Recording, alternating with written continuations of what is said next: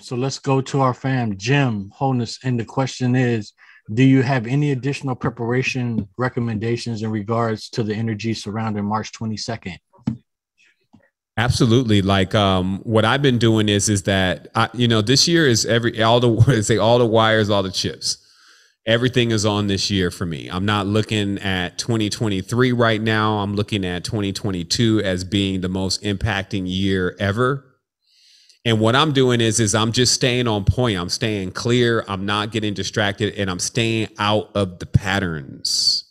So if there's anything that I can say is, really watch the patterns. And when you see yourself going down that same route again and going through that same pattern, just choose to switch the pattern. Even if it's not like in your inclination, just come in with another override in your conscious. Like, you know what? I'm not going to go down that same route.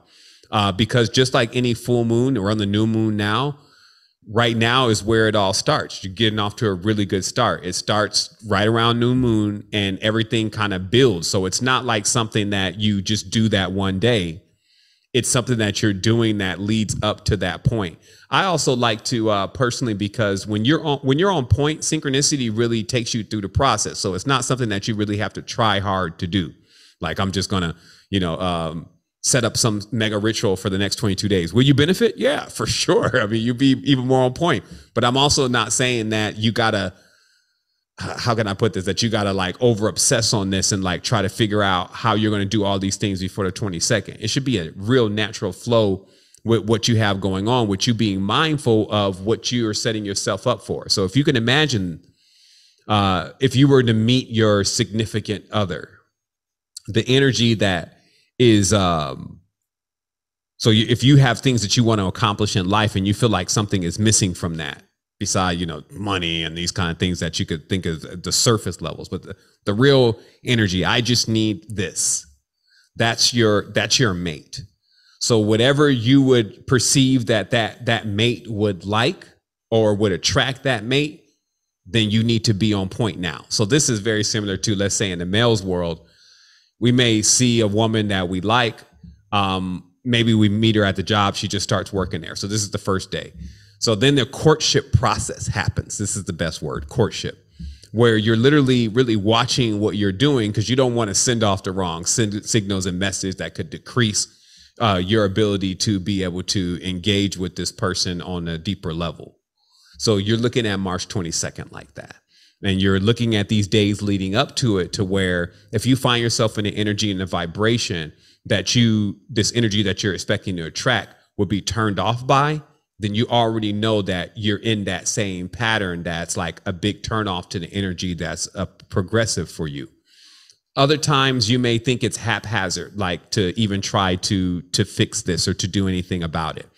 Meaning that you'd be like, well, why should I try to straighten myself up now? So why should I try to get my abs back now? Right. And the reason is because the timing.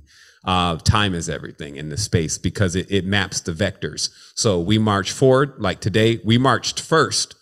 Just a few days ago, all the tribe that is here in Costa Rica met.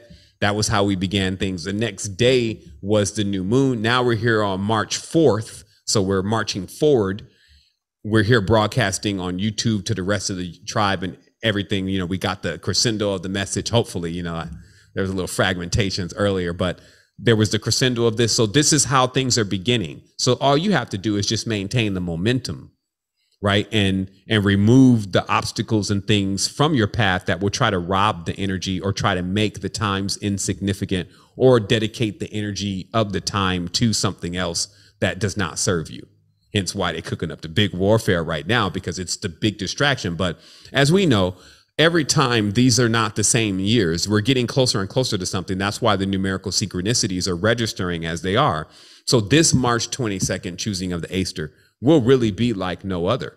So it's not the time for you to go into the same pattern, like, oh, here we go with Easter again. I'm going to go hang out with grandma and, nothing wrong with hanging out with grandma, but, basically I'm going to do these Easter eggs and blah, blah, blah. And it's just like, and you just kind of get caught up in that. This is just another of the same thing. This is an extreme opportunity right now for you to dial in the energy that actually may make your life different from either being extremely miserable to actually thriving. right? Because we can kind of see this vista opening up, and that again, it's all dependent on you, all dependent on your awareness of this knowledge and your application with that knowledge within yourself. But we can see that there's going to be some more rug pulling happening. Rug pulling is happening all around us. In the reality, people are getting super shocked by what's going on. Like, I mean, it's at unprecedented levels, but many of us are not experiencing any of that. And we just want to make sure that things stay that way. And that's why the Magus is not so much interested again at trying to make $1 million, more so than just keeping things the way that they are. If you're balanced already, all you're trying to do is keep the balance. So you don't want to go and do something that's going to create the flux that can throw everything off of balance. So that's what this is about. The advice that I would give to you is treat it like you're in a courtship. Somebody asked in the chat, calm, what is March 22nd? And once again, I'll just reiterate that March 22nd is the day of the choosing of the Easter. And that's, look on your calendar, that's the Easter time. And that's very important because it's also the time that from the ecliptic of the sun, that it starts off in Aries, which is at the top of your head.